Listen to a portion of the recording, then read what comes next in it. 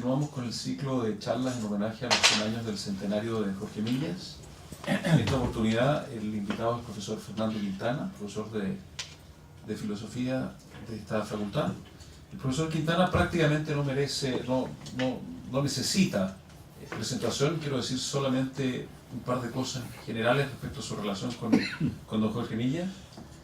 Desde que fue alumno del curso de Filosofía del Derecho en esta facultad el año 58, el profesor Quintana, después de estudiar la carrera completa de Derecho, también estudió la carrera de Filosofía y en consecuencia en la Facultad de Filosofía también fue alumno de don Jorge Millas. Luego fue ayudante de don Jorge Millas aproximadamente el año 64 y tuvo una vida vinculada por más de 20 años, 25 años, a lo que fue la carrera científica y académica de Millas.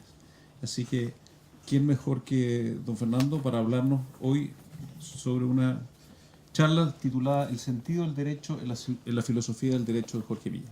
Los dejo a ustedes con don Fernando Quintana. Muy bien, muchas gracias. Buenas tardes. El tema, ¿no es cierto?, es el sentido del derecho en la filosofía del derecho de Jorge Millas. Bueno, yo me voy a remitir básicamente a su texto de filosofía del derecho y de ahí he sacado alguna. La filosofía del derecho de Jorge Millas está sostenida prácticamente entera, digamos, por esta distinción entre ser y deber ser. Él las concibe como las categorías, es decir, como formas que articulan el pensamiento. No son, pues, determinaciones de la cosa, sino que son formas que afectan nuestra manera de pensar. Bueno, esto es importante, digamos, porque esto influye finalmente en lo que vamos a ir viendo paulatinamente. Dice Jorge Millas, por ejemplo, en la página 110, en fin, el propio entendimiento humano, para el logro de un saber total, ordena la totalidad de la experiencia bajo dos categorías de suprema generalidad, la del ser y la del deber ser. Son tan universales que nada hay intuible, concebible, real o imaginario, actual o posible fuera de ellas. La totalidad de lo que se abre al pensamiento o cae bajo el dominio del ser o cae bajo la categoría del deber ser. Y aquí entonces uno diría, bueno, esta filosofía del derecho se va a convertir en una especie de debate metafísico. No. Jorge Millas en ese sentido siguió bastante las aguas de Husserl, que en esta parte, en la parte de la ontología o de la metafísica, fue suficientemente formalista para entregar, podríamos decir, una forma cómoda de trabajar conceptualmente estos temas de ontología.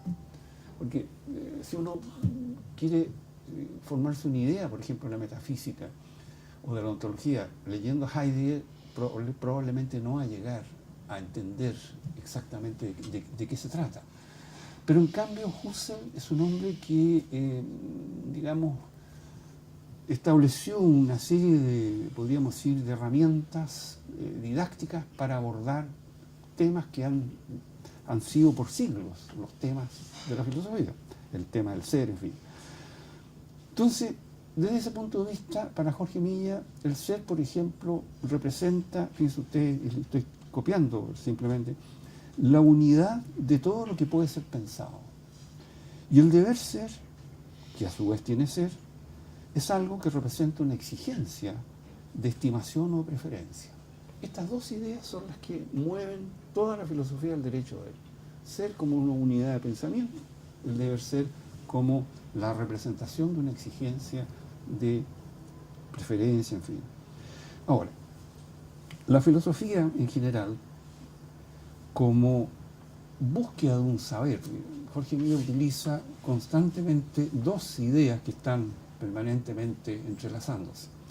Por un lado, la idea un poco metodológica, digamos, de llevar el pensamiento al límite, es una idea, pero por otro lado, la filosofía como la búsqueda de un saber integral, Y aquí viene la famosa expresión, ¿no es cierto?, radicalmente fundado. Esto de radicalmente fundado es una expresión que empezaron a utilizar mucho los españoles, digamos, hace ya un buen tiempo, y que proviene de la palabra raíz. La raíz, rizoma, raíz en griego, rizoma, o sea, la raíz de las cosas. No solo el origen, sino que también los principios, los fundamentos, en fin. Entonces, esto de radicalmente fundado indica entonces un saber que tiene que apoyarse en último término en principios o una base sólida. Entonces, esta investigación de fundamentos general, la filosofía, se abre en 4 grandes, podríamos decir, dominios. El dominio del ser, el dominio del conocer, el dominio del deber ser y el dominio de la estructura y leyes del pensamiento lógico. Esto es importante porque no son estos compartimentos estancos. Aquí aparece, ¿no es cierto?, en este programa, digamos, la investigación del ser, pero al mismo tiempo el deber ser.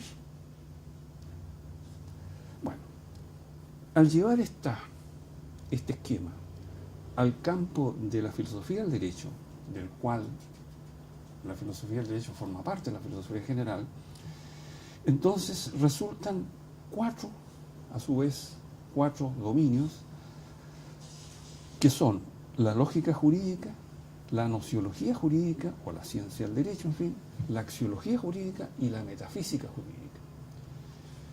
jurídica. Estas 4, digamos, no son, en el concepto de Milla, y uno hay que leer la obra entera, digamos, para apreciarlo, no son 4 compartimentos estancos, en donde uno pudiéramos decir, yo me voy a dedicar a la lógica y no tengo idea de lo que está pasando en el dominio del vecino. No, están articulados. Creo que eso es un detalle, digamos, de la máxima importancia por lo que vamos a ver después. Están articulados y Jorge Milla de alguna manera trata de darles unidad.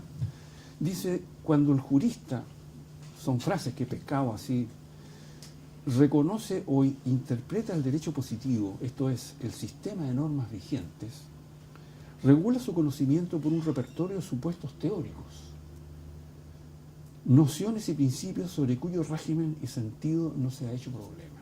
Aquí ya tenemos el paso del dominio estrictamente, podríamos decir, de un dominio acotado, a estos supuestos teóricos, es decir, todo saber, en último término, se apoya en ciertos supuestos, ciertos principios, y ese es el problema, justamente, que le compete al filósofo, mostrar que esos principios son de alguna manera necesarios para constituir el saber. Pero además, esto está en la página 148, la aplicación del derecho vigente o positivo lleva en lo teórico y en lo práctico al problema sobre los fines y el progreso del derecho. Y agrega después, a la cuestión dogmática respecto al ser del derecho vigente, sigue con necesidad teórica y práctica la cuestión crítica sobre el deber ser del derecho. O sea, no se trata de presentar el ser y el deber como 2 elementos antagónicos que están en conflicto, sino que lo que trata es de mostrar que el ser, qué horror,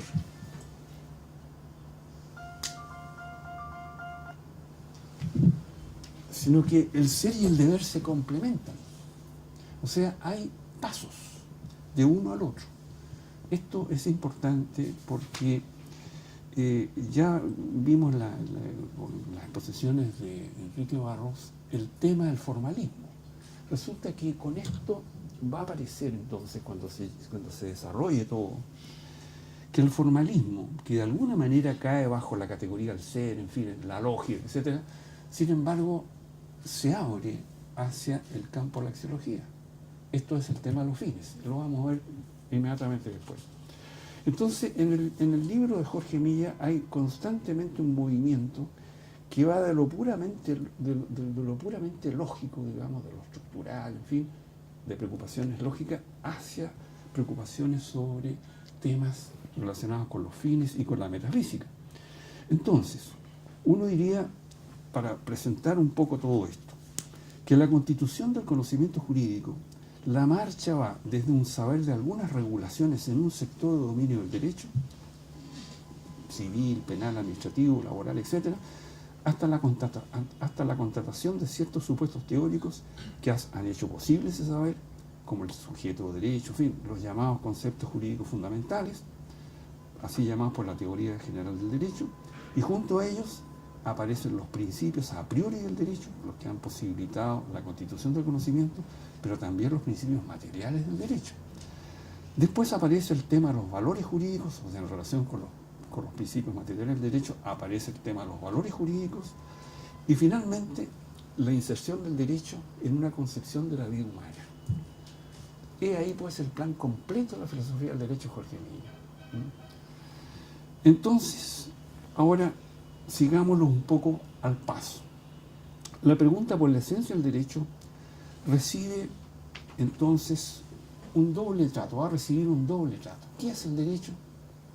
Entonces, teniendo a la vista todo este esquema, hay una respuesta que cubre una parte y hay otra respuesta que cubre la otra parte. Entonces, en un nivel puramente lógico y nociológico, o sea, los dos primeros ítems de la filosofía del derecho, la pregunta por la esencia tiene que mostrar aquella, y aquí cito al autor, la invariable o constante lógica de todas sus posibles determinaciones. O sea, la esencia no es, podríamos decir, una forma ontológica. Uno lo compara, por ejemplo, con el estudio de Zubiri, por ejemplo, sobre la esencia, o qué sé yo, o la metafísica de Suárez. Nada de eso aparece.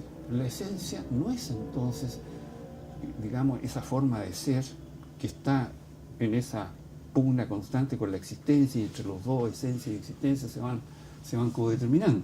No, nada de eso. Siguiendo en ese sentido, entonces, las aguas husserlianas es la invariable o constante lógica de todas sus posibles determinaciones. Uno diría, bueno, es como el concepto de género que enseñan los lógicos.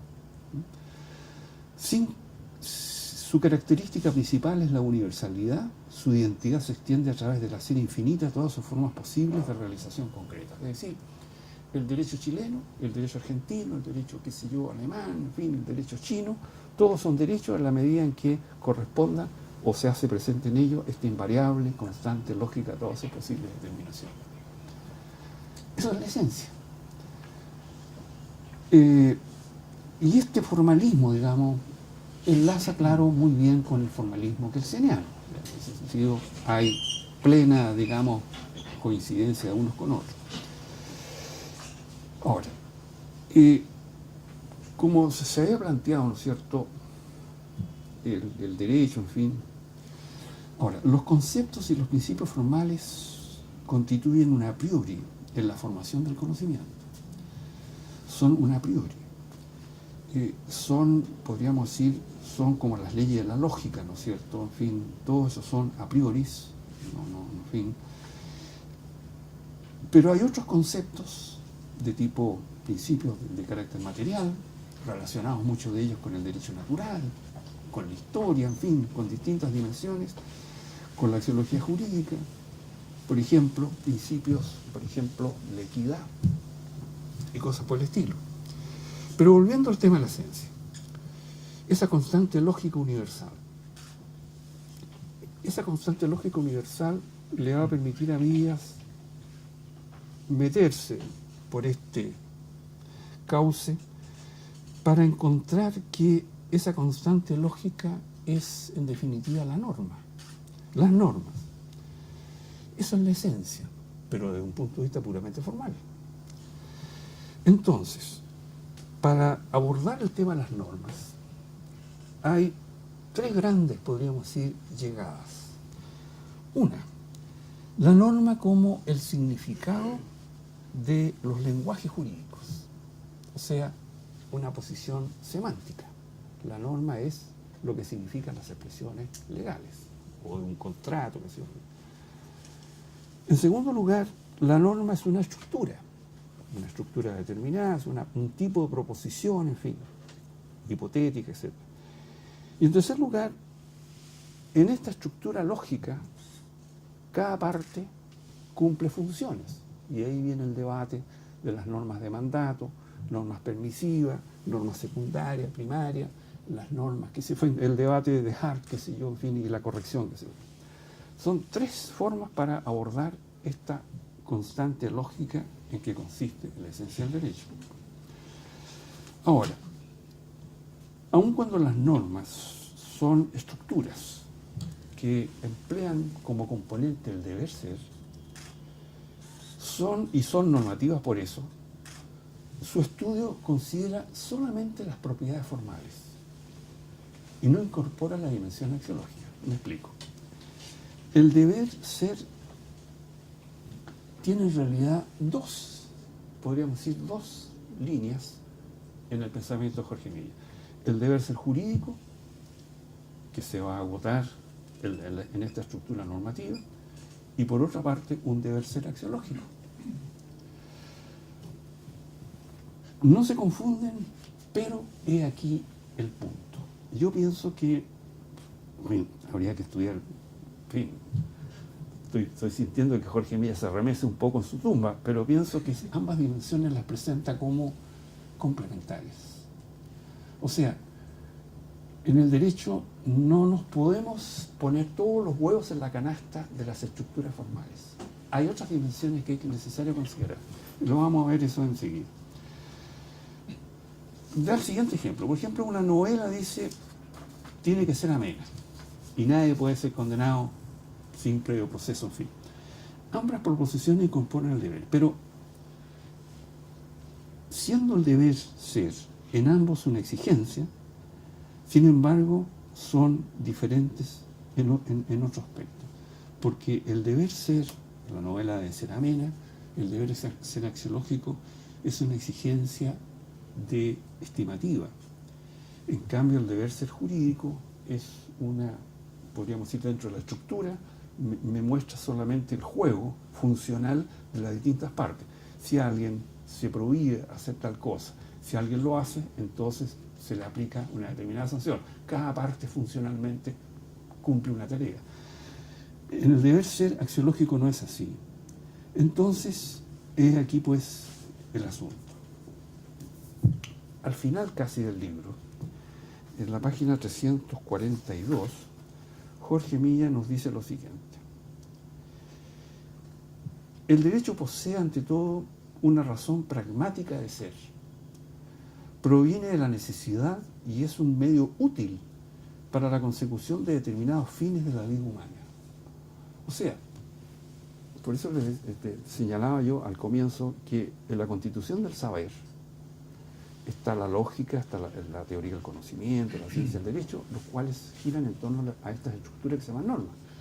Pero ahí no se acaba, porque está también la axiología y está la metafísica, o sea, el sentido del derecho en la vida humana. Y eso es lo que está diciendo acá, que proviene de la necesidad y es un medio útil para la consecución de determinados fines de la vida humana, fines de la más diversa índole, morales, biológicos, religiosos, culturales, en general económicos. Como sirve la máquina para aumentar la capacidad del trabajo del hombre, así sirve el derecho para alcanzar determinados valores propios de la convivencia humana. Se trata verdaderamente de un instrumento de vida, de una herramienta. Por eso la pregunta, ¿por qué obliga el derecho? Admite sin reserva la respuesta aplicable a todo bien instrumental. Antes la misma pregunta se la había hecho en la sede, podríamos decir, formalista, o sea, de la norma. Y eso, claro, nos remite al tema clásico de Kelsen, a la búsqueda de la norma categorial, que sí, en fin.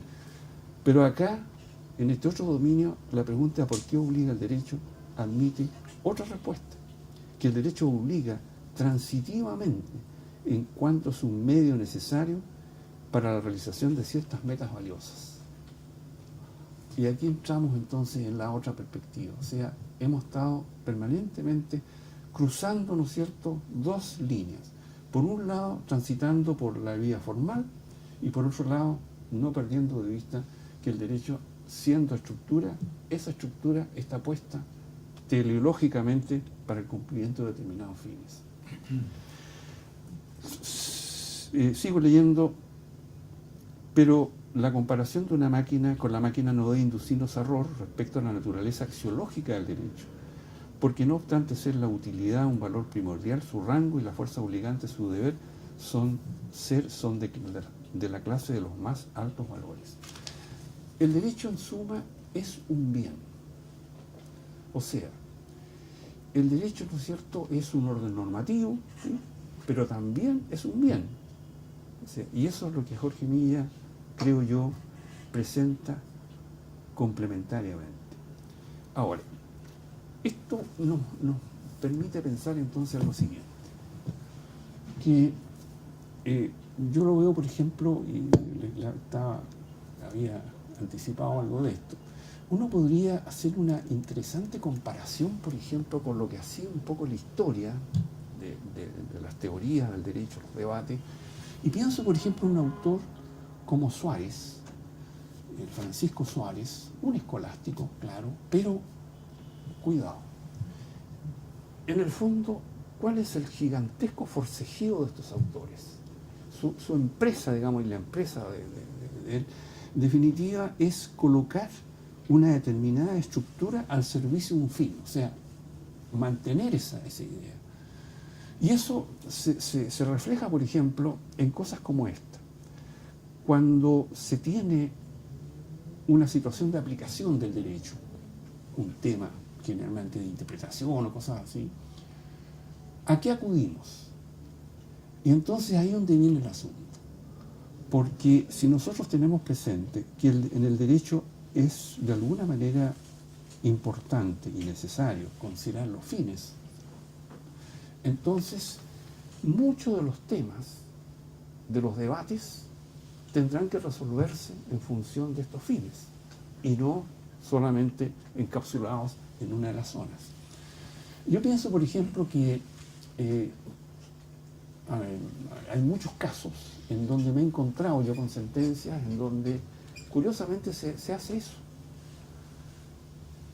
Se resuelve, por ejemplo, todo el tema de los llamados conceptos vagos o indeterminados.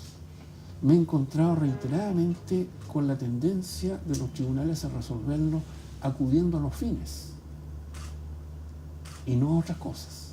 La tendencia, no digo que... O sea, darle un significado a algo en función del fin para el cual la cosa está hecha, no en sí misma.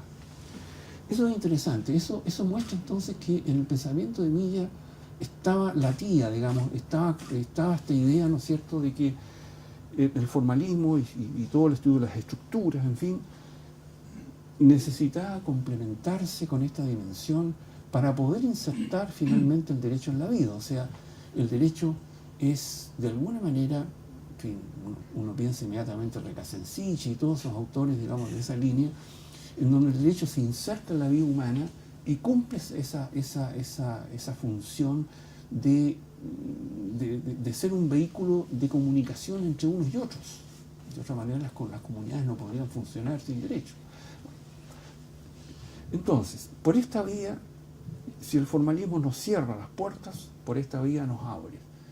Se abre el tema del origen del derecho, el tema de la obligatoriedad nuevamente se replantea, el tema de los fines del derecho, qué valores el derecho procura, cuáles son esos fines valiosos a los que propende, en fin, todo eso.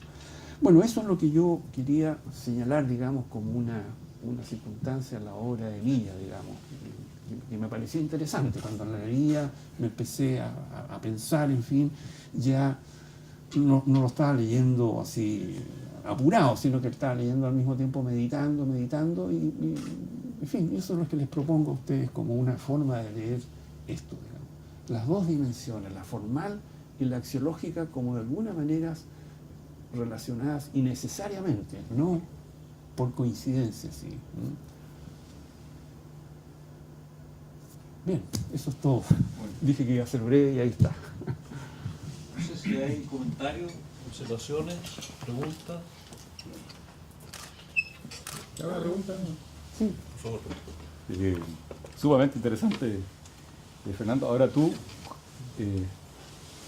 cuando decías que de alguna manera se tensiona lo que es la visión formal de la estructura con lo que puede ser la exigencia en el ámbito axiológico. Sí. Mencionabas como ejemplo, por ejemplo, he visto muchas sentencias en que cuando hay conceptos vagos, ya. Pero también ocurre, como tú sabes, porque tienes varias de esas sentencias citadas en tu último libro de interpretación, también ocurre cuando los conceptos son claros. Sí, sí. O sea, incluso con conceptos clarísimos, ¿no es cierto? Se produce la tensión con lo que es la necesidad dentro del ámbito axiológico, y los tribunales en algunos casos incluso discurren sobre la base de esas consideraciones axiológicas, casi al margen de lo que va a servir para fundamentar una sentencia al servicio de esa perspectiva axiológica, no obstante la claridad de los conceptos.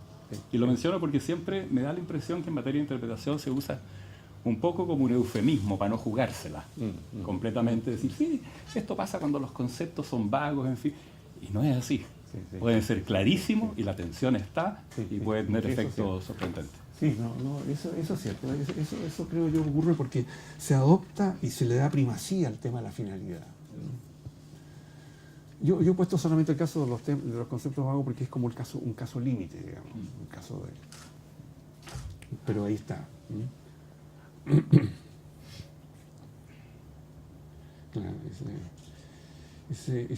Claro, ahora el tema de los medios y los fines es un tema realmente complicado, porque uno siempre se recuerda, ¿cierto? Estudia todo esto con la espada de Damocles, ¿no es cierto?, de Maquiavelo, el fin justifica los medios, o sea, hasta qué punto, ¿no es cierto?, se da esa transitividad que dice Jorge Villa, que se da entre el fin valioso y el derecho como un instrumento, digamos, que recibe esos valores, digamos, y entonces así como una especie como el rey Mida, los fines tocan al derecho y lo convierten en algo valioso.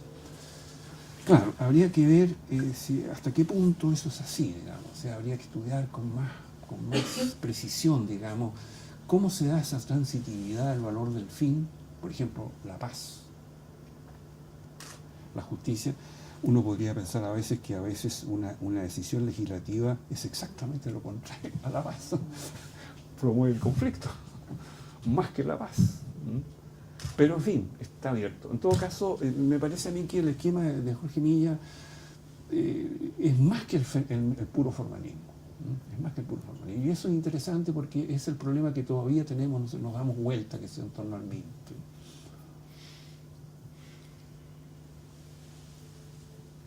¿Otro comentario? Yo tengo una duda. Desde el punto de vista de la interpretación jurídica, ¿cómo la teoría de Jorge Milla respondería ante los casos difíciles, atendiendo que, según Agustín Esquella, para él, o sea, para Jorge Millas, el fin superior sería la seguridad jurídica?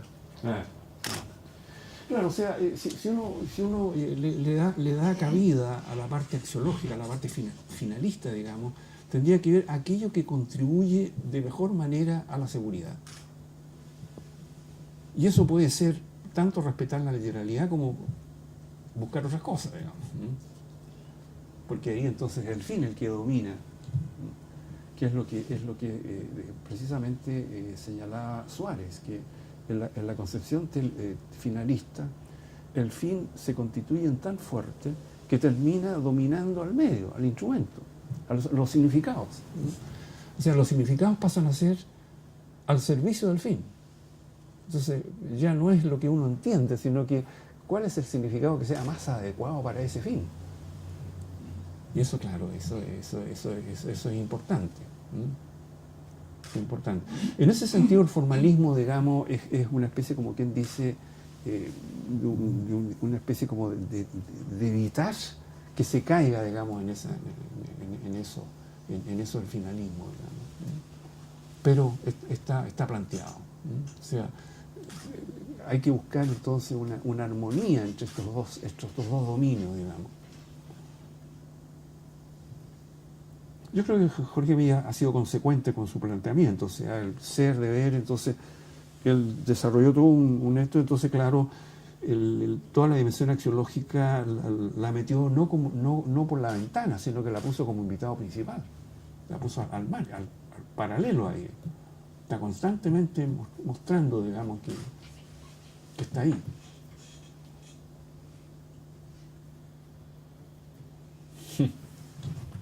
Una cosa breve en relación con la pregunta que te acaban de hacer. Para don Jorge no me cabe ninguna duda, tú y yo se lo oímos en clase y Rodrigo también, la seguridad jurídica es el valor por antonomasia del derecho. Y la seguridad jurídica para él es sencillamente que la persona común y corriente, cualquiera de nosotros, sepa a qué atenerse. Si uno no sabe a qué atenerse, si está rodeado por la ignorancia o la incertidumbre, no se puede comportar como ser humano ante situaciones, por ejemplo, situaciones límite. En la época de la exégesis, digamos, saber a qué atenerse, los juristas respondían, pero sí es muy sencillo, pues léase el Código de Napoleón o el Código de Bello, y ahí están las cosas. Estos jóvenes no lo saben, y este tampoco, porque es bastante más jóvenes, pero nosotros sí sabemos que hemos vivido 5 o 6 regímenes jurídicos radicalmente distintos en un periodo de tiempo muy breve. Y por lo tanto, saber a qué atenerse pasó a ser una cosa, por decirlo menos, dificilísima.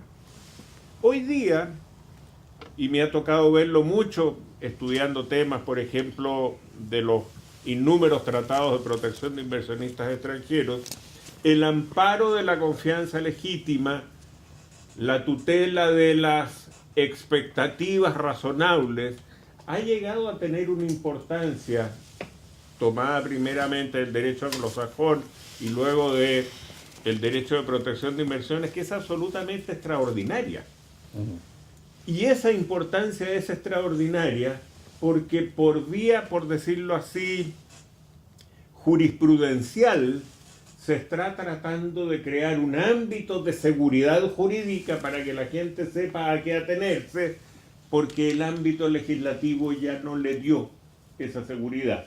O lo que es peor, si en algún momento se la dio, luego se la quitó y se la quitó.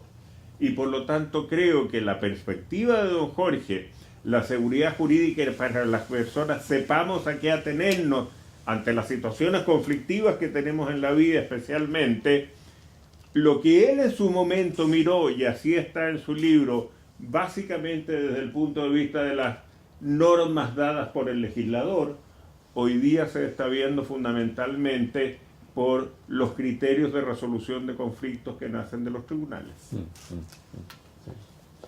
Eso es cierto. O sea, la praxis judicial ha terminado siendo un problema, digamos, un problema. Y eso es, en fin, uno lo ve, por ejemplo, claro, cuando uno lo ve en cosas como esta, por ejemplo, o sea, pero de todas maneras, los sistemas hoy día, por lo menos se tiende a pensar en esto, que los sistemas tienen formas de cerrar los debates. O sea, claro, se crea el Tribunal Constitucional, en fin, lo que sea, pero en último término siempre hay alguien que da la última palabra, aunque sea un disparate, pero cierra el debate. ¿Es eso una forma de contribuir a la seguridad? No lo sé. Pero en todo caso, esas decisiones finales de autoridad pueden servir como un cierre, una última palabra. Alguien la tiene que dar. Te voy a contar una experiencia bien curiosa que tuve, y no la tuve aquí, sino que me convidaron hace un par de años a unas charlas en la Universidad Católica donde se estaban analizando unas sentencias del Tribunal Constitucional que, como quien bien dice Fernando, cortan y dicen ya, hasta aquí nomás llegamos con esto. Pero lo cortan respecto de ese caso singular y concreto, no del tema, por decirlo así, no del orden de controversias a que se trata. Y ahí curiosamente ocurrió que se planteó, la sentencia que se estaba discutiendo era derechamente en sentido contrario a una que el tribunal había dictado no mucho antes. Ambas por muy escasas mayorías en un sentido y en el otro, y surgió entonces el tema, lo mismo que dice Fernando, hasta dónde es realmente valiosa la seguridad respecto del caso concreto comparada con la seguridad que tiene que ver con un ámbito un poco más amplio, que es el de la generalidad de las personas que van a leer esta sentencia. Y me llevé la tremenda sorpresa de que era prácticamente desconocido el concepto de seguridad jurídica que don Jorge nos hizo comprender a nosotros. Y el concepto de seguridad jurídica que manejaban las demás personas que estaban en esta mesa redonda era un concepto tomado de Benjamin Stuart Mill, que decía: seguridad jurídica es la protección absoluta del derecho de dominio. Entonces uno dice, sin duda alguna, que aquí estamos en mundos radicalmente distintos, porque si hay algo que yo nunca encontré en don Jorge Milla, era esta idea de que la base de la seguridad jurídica estuviera en la posesión de cosas. El saber a qué atenerse era más bien una reacción espiritual respecto a las situaciones que uno vivía. Y por lo tanto, creo que hay que mirar con bastante cautela esto de que los cierres de los tribunales por la vía, por ejemplo, de la cosa juzgada, hoy día nos den seguridad jurídica. A ver, a lo mejor tampoco los más jóvenes lo saben, pero tú y yo sí. Cuando uno se encuentra que exactamente el mismo día la excelentísima Corte Suprema dicta 2 sentencias y en una de ellas dice que es grave falta o abuso resolver lo que dijo la otra, entonces uno dice, el problema de la seguridad jurídica va más allá que el cierre del caso específico. Y con un par de ministros en común. Incluyendo el redactor de la sentencia.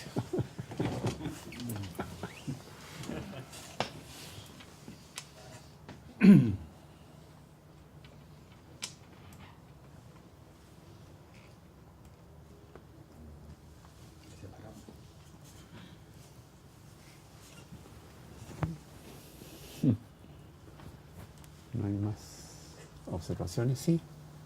Oiga, don Fernando, ¿cómo usted cree que la filosofía del derecho de don Jorge Millas se inscribe en lo que él llama, digamos, el concepto del espíritu de Occidente? Porque yo no sé nada de esto, digamos, no se me ocurre nada que pensar, pero pareciera ser como que está dentro, digamos, como de su gran, esa es como su gran visión del mundo y sería como una parte, ¿no?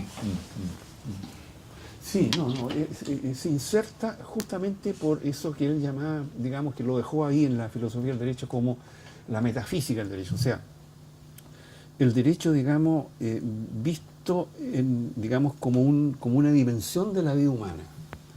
Él polemizó mucho con Carlos Cosio, un argentino, que tenía la idea de pensar que el objeto del derecho era la conducta, o sea, no el objeto del derecho, sino que el objeto de la ciencia del derecho es la conducta, no la norma, digamos, en la visión formalista.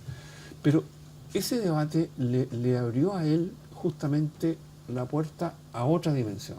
Claro, él rechazó, digamos, desde un punto de vista formal, la posición de Carlos Cosio, es difícil de sostener, pero sin embargo, eso le sirvió para poder entrar y mostrar entonces que el derecho se inserta en la vida, no en este sentido puramente, podríamos decir, coactivo, sino que se inserta como un elemento necesario para vivir. Por ese lado habría que buscar el enlace, digamos, con el espíritu de Occidente. Porque eso es lo que pasa, o sea, son las dos visiones. Entonces, ¿quién las quiso juntar? Por un lado, el derecho coactivo, como algo que me está compeliendo a hacer algo, y por otro lado, el derecho que es, podríamos decir, mi forma de vivir.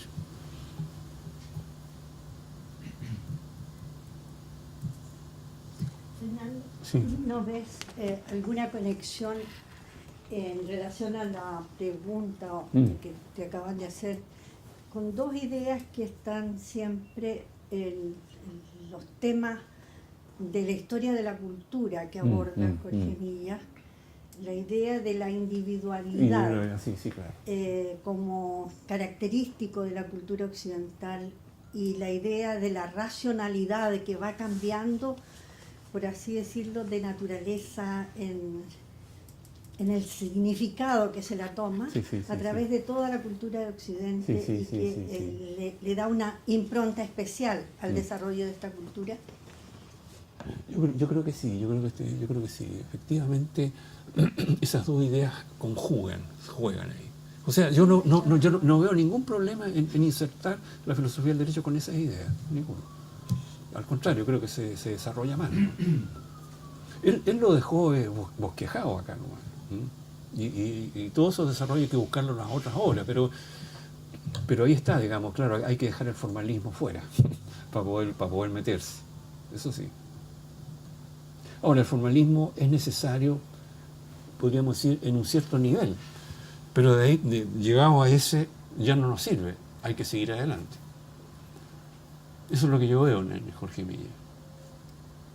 No veo una inconsecuencia ni una incoherencia, sino que veo simplemente, como quien dice, hay etapas que se van cumpliendo. Sí. Muchas gracias por su exposición, don Fernando. Yo quería hacer la siguiente pregunta, en particular sobre la relación entre la idea de finalidad y la idea de seguridad en la teoría del derecho de don Jorge Milla. Porque, hasta donde yo entiendo por lo menos, usualmente cuando se caracteriza una norma, se dice, hay dos momentos en que la norma cobra relevancia. Uno es el momento en que se crea el derecho, digamos en el Parlamento, donde los argumentos válidos son argumentos típicamente políticos, ¿no? Hay argumentos de técnica legislativa, pero un argumento político al momento de dictar una norma, al momento de debatir sobre la necesidad de una norma, es un argumento válido, ¿no? Y después está el segundo momento relevante, que es el momento de aplicación de esa norma, donde ese debate político, digamos, que dio lugar a la norma ya se da por superado y no se puede volver a vertir ese debate al momento de aplicar la norma. Son dos momentos paradigmáticamente distintos, ¿no? Y mi pregunta va en la siguiente línea. A mí me parece, digamos, perfectamente producente que la idea de seguridad sea una idea que se tenga en consideración al momento de dictar una norma. Cuando ahora en Chile se discute sobre la viabilidad de incorporar la teoría de la imprevisión, por ejemplo, al derecho de contrato, una de las grandes variables a tomar en consideración es si una norma de ese tipo va a perjudicar o no la seguridad jurídica, digamos, y la observancia de los contratos, ¿no? Pero mi pregunta es si la seguridad jurídica puede volver a manifestarse una segunda vez al momento de aplicar la norma, donde la discusión sobre la seguridad jurídica ya se dio por superada y la norma se concretó, digamos, en texto, ¿no? Porque en definitiva yo estaría de acuerdo con que en los casos difíciles, ¿no? En los casos en que el texto es claro, no hay un problema interpretativo, en los casos difíciles, la idea de finalidad, la idea de indagar cuál era el pensamiento del legislador, es una buena idea, es una buena pauta para resolver los casos difíciles. Pero mi pregunta es si don Jorge, cuando habla de seguridad, le está dando al juez una especie de salvoconducto para interpretar el sistema jurídico de acuerdo a su idea de seguridad al momento de aplicar la norma. Esa es mi pregunta. Sí. Yo no lo veo así recogido. Yo veo que Jorge Milla se preocupó, digamos, de ver, digamos, el tema de la estabilidad, digamos, de la estabilidad de las relaciones, la estabilidad de las instituciones, en fin. Y por tanto, esa necesidad, podríamos decir, psicológica de saber a qué atenerse, las reglas, en fin. Claro, lo veo así. Ahora, yo no veo, digamos, inconveniente en que en dos momentos se dé ese asunto, digamos. Uno, la seguridad como proyecto social, y otra cosa es que como consecuencia de decisiones de autoridades, ya sean autoridades administrativas, ya sean tribunales, que por la manera de entender las leyes están creando situaciones un poco confusas, yo en los dos casos veo la misma idea, o sea, no veo que se vea que tengamos que ver una idea diferente, porque en los dos casos la persona, los afectados van a decir no me siento seguro en este estado de cosas. Si una autoridad me dice A y la otra autoridad a la vuelta de 2 días me dice B, la misma autoridad, entonces bueno, claro, ahí quedamos todos preocupados. Yo lo veo porque en el fondo, ¿qué es lo que es? La seguridad es crear ciertas condiciones, pero condiciones reales. Y la aplicación del derecho tiene que justamente ver con las realidades. Entonces, no es que se superponga, sino que forma parte de ese modo de ser real la aplicación del derecho. Por eso es que es tan importante. Por eso es que es tan importante la aplicación del derecho. O sea, la forma como se aplica el derecho es fundamental para determinar la clase de vida que se está llevando.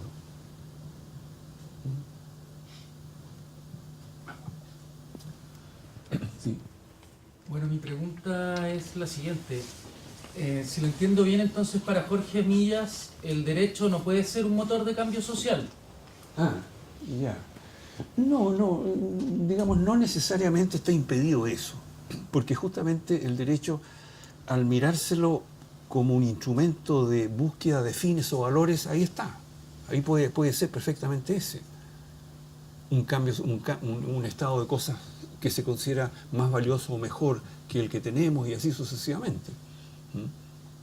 O sea, la reforma está orientada por ciertas finalidades y eso no está negado. Si fuese un esquema exclusivamente formalista, ahí habría razones para decir, bueno, el derecho y cambio social son dos ideas que están muy separadas. Pero cuando se incorpora esta dimensión axiológica, entonces sí que tiene cabida eso.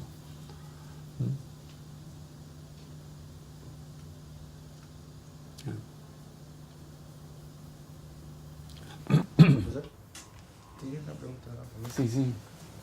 Cuando usted en el fondo hace esta separación que también hace en el fondo Jorge Milla entre formalismo y axiología, hasta algún punto se ha visto con anterioridad las preguntas que han hecho, pero si es que en algún momento cede completamente o de alguna manera, por ejemplo en los casos difíciles, como dice Tomás, la axiología frente al formalismo, ¿seguiríamos hablando de derecho para Jorge Milla, que es tan kelseniano en su formulación del concepto? Sí, claro. No, sin duda alguna que toda la dimensión formal está, pero está también la otra. Y el problema es, o declaramos que hay una inconsecuencia que afecta de raíz de todo esto, o buscamos la manera de articularlo. Yo por lo menos he buscado esa manera de articularlo. Me resulta más agradable leerlo así, digamos, pensando en eso. Ahora, claro, desde un punto de vista formal nosotros quedamos entregados, digamos, a todos esos debates clásicos, digamos, diríamos clásicos, sobre el tema de la norma clausura, qué sé yo, si las lagunas, en fin, y todas las restricciones a la aplicación de la equidad, etcétera, todo ese tipo de cosas. Pero abriéndose el campo finalista, ahí donde ahí se abre un poco, se abre no demasiado, pero se abre un poco.